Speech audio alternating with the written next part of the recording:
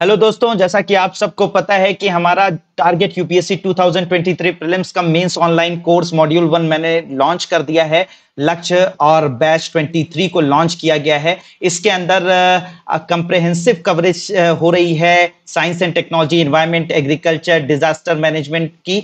तो ये सारी चीजें कवर की जाएगी। तो मैंने सोचा कि लक्ष्य बैच में जो कि ऑनलाइन जिन लोगों ने ज्वाइन किया है उन्हें तो मैं ये सारी चीजें क्लास में पढ़ाऊंगा ही, लेकिन इसके अलावा मैं आप लोगों के लिए जो लोग यूट्यूब से मुझसे जुड़े हुए हैं, वो जो लोग इस बैच को नहीं ज्वाइन कर पाए हैं, तो वो लोग किस तरीके से मुझसे इन सारे सब्जेक्ट में मैंने सोचा कि किस तरीके से उनको मैं फायदा पहुंचा पाऊं। तो मैंने सोचा कि क्यों ना ये जो टॉपिक्स हैं, जो science and technology, environment, agriculture, disaster management, इसको डिकोड कर दिया जाए कि मेंस में अगर इन टॉपिक्स को डिकोड करके छोटे छोटे सब टॉपिक्स में बना दूं तो इससे आसानी से आप लोग जो है इन सब टॉपिक्स को पढ़कर जो है वो एग्जामिनेशन को क्वालिफाई कर सकते हैं, जीएस 3 के पेपर को आसानी से सॉल्व कर सकते हैं और ज्यादा से ज्यादा मार्क्स गेन कर सकते हैं। तो इस वक्त हम लोग जीएस 3 के पेपर में पूछे जाने वाले science and technology, environment, agriculture, disaster management के सब टॉपिक्स को डिकोड कर रहे हैं, जो कि यूपीएससी के सिलेबस में दिया नहीं होता है और लेकिन उसमें से क्वेश्चन यूपीएससी जरूर पूछता है। तो उसको डिकोड करने जा रहे हैं। होप कि आप लोगों को यह वीडियो बहुत बेनिफिशियल होगा। आप लोगों को एक एक सब टॉपिक में अलग अलग करके दिखा दूंगा, जिसको आप आसानी से पढ़कर और एग्जामिनेशन क्वालिफाई कर सकते हैं। तो ये वीडियो बहुत इंपॉर्टेंट होने वाला है आपके एग्जामिनेशन के लिए। लास्ट इन तक इसे देखिएगा और अगर अच्छा लगे तो दूसरों से शेयर कीजिएगा, ज्यादा से ज्यादा शेयर कीजिएगा, जिससे कि और लोगों को फायदा हो सके। तो हम लोग जीएस 3 के पूरे सिलेबस को डिकोड करने जा रहे हैं और इसमें जो जीएस 3 के सिलेबस में साइंस एंड टेक्नोलॉजी आती है, तो साइंस एंड टेक्नोलॉजी को सबसे पहले हम देखेंगे कि साइंस एंड टेक्नोलॉजी में कौन कौन सी चीजें आपको पढ़नी चाहिए। ठीक है, तो development and their application effect in everyday life, इसका मतलब ये हो जाता है कि आपके आसपास जो भी कुछ विज्ञान और तकनीकी में डेवलप हो रहा है, तो उसके ऊपर आपको नजर बना के रखनी है, उनको बहुत अच्छे से देखना है और उसके पीछे जो उसके बेसिक्स हैं उनको समझना है। ठीक है, और साथ ही साथ उसका किस तरीके से हमारे लिए यानी पूरी ह्यूमैनिटी के लिए किस तरह से यूज हो सकता है, उसके बारे में आपको समझना है। ठीक है, उसको पढ़ना है, पढ़ते रहना है। तो आज बिल्कुल अवेयर रहिए। अगर आपके घर में ट्यूबलाइट भी जल रही है, आपके घर में एलईडी बल्ब यूज हो रहा है, तो एलईडी बल्ब क्या होता है, कैसे वो काम करता है, किस तरीके से वो हमारी एनर्जी को सेव कर सकता है, इसके बारे में आपको आइडिया होना चाहिए। और मैं आपको बता दूं कि ये जो सिलेबस में डिकोड कर रहा हूं, ये प्रीलिम्स मेंस के लिए तो इंपॉर्टेंट है ही, साथ ही साथ इसी में से आपके पीटी के क्वेश्चंस भी, अगर इन टॉपिक्स को आप पढ़ लेते हैं तो पीटी के क्वेश्चंस भी आपको इसमें से मिलेंगे, यानी प्रीलिम्स के क्वेश्चन भी आपसे मिलेंगे।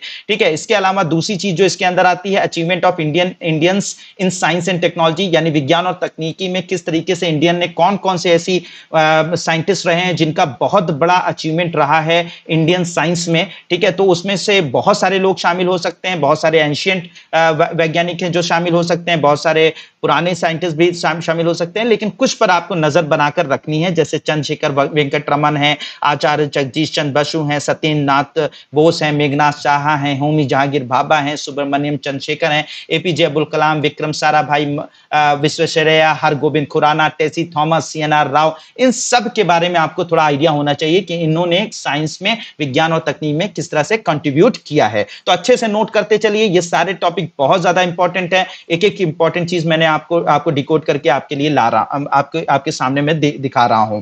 ठीक है, अब इसके बाद आ जाता है कि मेंस में जो है वो कौन कौन सी टेक्नोलॉजी जो है वो जिन पर हमें ध्यान देना जरूरी है, जिन पे से क्वेश्चन पूछे जा सकते हैं। ठीक है, तो भाई इसमें आईटी और कंप्यूटर से क्वेश्चंस पूछे जाते हैं, स्पेस से क्वेश्चन पूछे जाते हैं, नैनो टेक्नोलॉजी से पूछे जाते हैं, बायोटेक्नोलॉजी से पूछे जाते हैं, रोबोटिक्स से पूछे जाते हैं, डिफेंस से पूछे जाते हैं, न्यूक्लियर टेक्नोलॉजी से, एनर्जी से और आर्टिफिशियल इंटेलिजेंस से क्वेश्चंस पूछे जाते हैं। एनर्जी और न्यूक्लियर टेक्नोलॉजी जो है वो आपके सिलेबस में मेंशन नहीं है, बट इसमें से क्वेश्चन जरूर पूछे जाते हैं। तो बिल्कुल डिफेंस भी मेंशन नहीं है, लेकिन मिसाइल वगैरह से भी क्वेश्चन पूछे जाते हैं और रेगुलर पूछे जाते हैं। तो कुछ चीजें सिलेबस में आपकी यूपीएससी के सिलेबस में मेंशन जरूर नहीं है, लेकिन उनमें से क्वेश्चन जरूर पूछे जाते हैं। तो इसलिए इसीलिए मैंने उन सारी चीजों को मैं लेकर आपके सामने आया हूं कि आप अच्छी तरह से समझ लें कि कौन कौन सी टेक्नोलॉजी आपको पढ़नी है। तो आईटी कंप्यूटर इसका कैसे, हाँ अब मामला यह है कि आपको ध्यान क्या देना है कि ये कहां कहां पे एप्लीकेशन इनका है, इन टेक्नोलॉजी का कहां पे एप्लीकेशन है, किस तरीके से ये ह्यूमैनिटी को फायदा पहुंचा रही है, इन सारी साइंस एंड टेक्नोलॉजी की जो ब्रांचेस हैं किस तरीके से मानवता को फायदा पहुंचा रही है, इस पर आपको ध्यान देना है। इसके अलावा ये किस तरीके से एक आम मनुष्य जो है, आम आदमी जो है, और साथ ही साथ आम आदमी को ये फायदा पहुंचा रही है। इसके अलावा एग्रीकल्चर में किस तरह से ये हमारी मदद कर रही है, कैसे एक किसान को फायदा पहुंचा रही है, इस पर आपको ध्यान देना है। मतलब क्या है कि ये जितनी भी टेक्नोलॉजीज हैं इनको आपको बहुत कंप्रिहेंसिव पढ़ना है, साथ ही साथ इसका एप्लीकेशन जरूर आपको पता होना चाहिए कि कहां कहां पे इसका एप्लीकेशन है, ह्यूमैनिटी के डेवलपमेंट में, एग्रीकल्चर में, आम आदमी की जिंदगी में कैसे ये फर्क डाल रही है, ये सब आपको आइडिया होना चाहिए। इसके अलावा इन सारी टेक्नोलॉजी में अगर कोई गवर्नमेंट प्रोग्राम चलाए जा रहे हैं, ठीक है, इनसे एसोसिएटेड, तो आपको पता होने चाहिए। कोई स्कीम्स अगर चलाई जा रही है तो उसके बारे में पता होना चाहिए। इसके अलावा फायदे के अलावा आपको इन सारी टेक्नोलॉजी के ड्रॉबैक्स भी आपको पता होने चाहिए कि अगर कोई टेक्नोलॉजी अगर यूज हो रही है तो उसके अपने पॉजिटिव्स भी हो सकते हैं, नेगेटिव्स भी हो सकते हैं, तो उसके ड्रॉबैक्स का भी आइडिया होना चाहिए। सिर्फ पॉजिटिव चीजें नहीं पता होनी चाहिए, ड्रॉबैक्स यानी इसकी कमियां क्या हैं, किस तरीके से ये हमें नुकसान पहुंचा सकती है, तो ये भी आपको आइडिया होना चाहिए इन सारी टेक्नोलॉजीज पे। तो जब आप इस तरीके से इन टॉपिक को, इनके एप्लीकेशन को, ह्यूमैनिटी में ये किस तरीके कहां पे इनका एप्लीकेशन है, इसके बारे में, इसके फायदों के बारे में आपको पता होगा, गवर्नमेंट प्रोग्राम्स पता होंगे, स्कीम्स पता होंगी, ड्रॉबैक्स पता होंगे, तो आप मेंस के क्वेश्चंस को आसानी से कर सकेंगे। और साथ ही साथ ये सारे टॉपिक अगर आपको पता है, इनकी सारी चीजें पता है, तो प्रीलिम्स में भी ये काम आएंगी। इसके अलावा जो है हेल्थ इश्यूज के बारे में आपको पता होना चाहिए। अगर कोई बीमारी नई डेवलप हो रही है या पुरानी है लेकिन अभी बहुत ज्यादा इस वक्त एग्रेसिव हो चुकी है, तो उसके बारे में आपको आइडिया होना चाहिए। कैसे टीके बनते हैं, टीके किस तरीके से रोगों से बचाव कर रहे हैं, साथ ही साथ उसकी में गवर्नमेंट की पॉलिसीज क्या हैं, उसके ड्रॉबैक्स क्या हैं, गवर्नमेंट ने क्या स्कीम्स लागू करी हैं, किस तरीके से हेल्थ इश्यूज को काउंटर करने के लिए जो है वो गवर्नमेंट क्या क्या प्रयास कर रही है, अदर कंट्रीज किस तरह से प्रयास कर रही हैं, तो इनके बारे में आपको, हेल्थ इश्यूज के बारे में आइडिया होना चाहिए। तो ये साइंस एंड टेक्नोलॉजी के टॉपिक्स के बारे में मैंने आपको डिस्कस किया। इसके अलावा बायोडायवर्सिटी और एनवायरनमेंट, ठीक है, बायोडायवर्सिटी और एनवायरनमेंट में जैसे कंजर्वेशन के टॉपिक्स आपको पता होने चाहिए कि कंजर्वेशन के टॉपिक्स आपको आइडिया होने चाहिए कि किस तरीके से बचाव, मतलब बायोडायवर्सिटी को लॉस होने से बचाया जा सकता है, जैव विविधता का नाश होने से बचाया जा सकता है। तो बायोडायवर्सिटी क्या होती है इसका आइडिया होना चाहिए, ठीक है, किस तरीके की टाइप ऑफ बायोडायवर्सिटी क्या है, स्पीसीज क्या है, जेनेटिक स्पीसीज क्या है, इकोसिस्टम क्या है, ठीक है, ये कैसे काम करता है, इंपॉर्टेंस ऑफ बायोडायवर्सिटी यानी कि जैव विविधता की इंपॉर्टेंस क्या है, ठीक है, इसके बारे में आपको पता होना चाहिए। बायोडायवर्सिटी जो इस वक्त लॉस हो रही है उसके बारे में आपको आइडिया होना चाहिए। अच्छा, एक बात और भी मैं बीच में बता दूं कि अगर आपको इसका पूरा पीडीएफ चाहिए तो नीचे दिए गए लिंक पर, ठीक है, आप हमारी ज्ञानी इंडियंस की एप्लीकेशन है, वहां पर आप इसका पीडीएफ जो है डाउनलोड कर सकते हैं। ज्ञानी इंडियंस के एप्लीकेशन पर चले जाइए, वहां पे पीडीएफ आपको मिल जाएगी। इसके अलावा जो है दिए गए नंबर पर भी आप कांटेक्ट कर सकते हैं, वहां पर भी इसका पीडीएफ आपको हम भेज देंगे, ठीक है। तो ये सारी चीजें, इसके अलावा जो कंजर्वेशन होता है, ये इन सीटू एक्स सीटू कैसा होता है, इको सेंसिटिव जोन्स क्या होते हैं, इकोलॉजिकल हॉटस्पॉट्स क्या होते हैं, ठीक है, इकोलॉजिकल हॉटस्पॉट क्या होते हैं, नेशनल गाइडलाइंस और नियम कानून जो बनाए जा रहे हैं हमारे कंजर्वेशन के लिए, बायोडायवर्सिटी जैव विविधता के बचाव के लिए, वो क्या है, इंटरनेशनल एग्रीमेंट्स क्या है, ये आपको पता होना चाहिए, ग्रुपिंग्स पता होनी चाहिए, ये सारे आइडिया आपको होने चाहिए। इसके अलावा इन्वायरमेंटल पोल्यूशन बहुत ही इंपॉर्टेंट टॉपिक है जिस पर क्वेश्चन पूछे जा सकते हैं। पॉल्यूशन क्या है, पॉल्यूटेंट्स क्या होते हैं, ठीक है,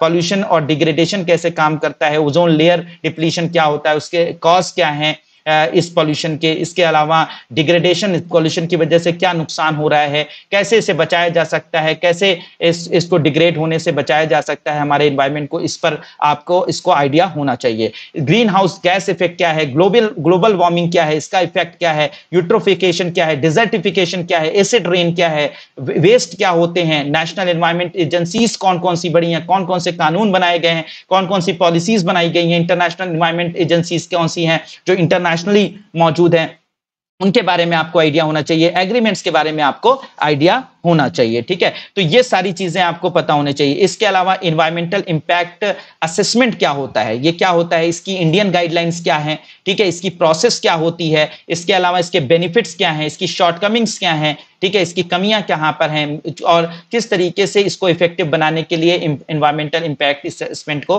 कौन कौन से मेजर्स लिए जा रहे हैं, तो इसका आपको आइडिया होना चाहिए। डिजास्टर मैनेजमेंट की अगर बात की जाए तो डिजास्टर मैनेजमेंट में आपके कितने तरीके के डिजास्टर होते हैं, आपदाएं कितने प्रकार की होती हैं, इसको कैसे मैनेज किया जाता है, इसके अलावा कम्युनिटी लेवल पर कैसे डिजास्टर को मैनेज किया जा सकता है। जैसे अभी जम्मू एंड कश्मीर में उसमें अमरनाथ यात्रा में जो है वो डिजास्टर हुआ, बादल फटा, तो वहां पे कैसे कम्युनिटी लेवल पर काम किया गया, लोगों को बचाया गया, इसके बारे में आपको आइडिया होना चाहिए। गवर्नमेंट इनिशिएटिव्स कौन कौन से हैं डिजास्टर मैनेजमेंट को मैनेज करने के लिए, इन सब के बारे में आइडिया होना चाहिए। अब एग्रीकल्चर सेक्शन पे आते हैं। GS3 का ये बहुत इंपॉर्टेंट सेक्शन है, हर साल 1 से 2 क्वेश्चन 3 क्वेश्चन मेंस में जरूर आते हैं, प्रीलिम्स में भी इससे क्वेश्चन आते हैं। तो इसको अगर इन सारे टॉपिक्स को अगर आप पढ़ लेते हैं तो प्रीलिम्स और मेंस दोनों में आपको फायदा होगा। तो मेजर क्रॉप्स कौन कौन सी हैं, इनका पैटर्न क्या होता है, वेरियस पार्ट में इंडिया में कैसे ये काम करती हैं, इसके बारे में आपको आइडिया होना चाहिए। क्रॉपिंग पैटर्न क्या होता है, ठीक है, क्रॉपिंग पैटर्न की टाइप क्या होते हैं, क्यों हमारे यहाँ क्रॉपिंग पैटर्न अलग अलग जगहों पर अलग अलग है, ठीक है, इसको आप अच्छे से तैयार कर लीजिए। ठीक है, इसके अलावा कौन कौन से फैक्टर्स हैं जो इन्फ्लुएंस करते हैं क्रॉपिंग पैटर्न को, ठीक है, नए क्रॉपिंग पैटर्न जो इमर्ज हो रहे हैं वो क्या होते हैं, इसके जो भी पैटर्न क्रॉपिंग पैटर्न होते हैं उनके लॉन्ग रन इफेक्ट क्या होते हैं, उनके भविष्य में क्या उनका उपयोग होता है या क्या उसके साइड इफेक्ट या इफेक्ट्स होते हैं, उनके बारे में आपको आइडिया होना चाहिए। इसके अलावा सिंचाई किस तरह से की जाती है, इरिगेशन जो है वो बहुत इंपॉर्टेंट सेक्शन है जिसके बारे में आपको आइडिया होना चाहिए। ठीक है, इरिगेशन क्या होता है, मोड्स ऑफ इरिगेशन क्या होते हैं, सोर्स ऑफ इरिगेशन क्या होता है, सिंचाई कैसे की जाती है, इरिगेशन सिस्टम को कैसे चुनना चाहिए, कौन सी प्रॉब्लम एसोसिएटेड है इरिगेशन सिस्टम के लिए, इरिगेशन के लिए, सिंचाई के लिए। ठीक है, 5 ईयर अंडर जो 5 ईयर प्लान्स इंडिया बना रही है उसमें किस तरह से इरिगेशन कैसे कैसे धीरे धीरे प्रोग्रेस की। इन्वायरमेंटल इफेक्ट इरिगेशन पर, इरिगेशन का इन्वायरमेंटल इफेक्ट क्या होता है, सिस्टमिक इरिगेशन रिफॉर्म क्या होता है, नेशनल वाटर पॉलिसीज क्या है, इसके बारे में आइडिया आपको होना चाहिए। इसके अलावा फार्मर्स यानी कि जो फार्मर्स हैं, ठीक है, उन फार्मर्स की जिंदगी में किस तरीके से ई टेक्नोलॉजी, ठीक है, यूज हो रही है, टेक्नोलॉजी मिशंस जो हैं वो किस तरीके से फार्मर्स की जिंदगी को, किसानों की जिंदगी को बेहतर कर रहे हैं, कौन कौन सी टेक्नोलॉजी है जो फार्मर्स की जिंदगी को, किसानों की जिंदगी को में पॉजिटिव इंपैक्ट डाल रहे हैं, ठीक है, और किस तरीके से वो नेगेटिव इंपैक्ट डाल रहे हैं, तो क्या हो रहा है, कौन से इनिशिएटिव गवर्नमेंट्स ले रही है, इन सब के बारे में आपको आइडिया होना चाहिए। क्योंकि आफ्टर ऑल हमारे देश की ज्यादा से ज्यादा आबादी जो है वो हमारी खेती पर डिपेंड करती है, हमारी किसानों पर डिपेंड, मतलब किसानी पर डिपेंड करती है। उनका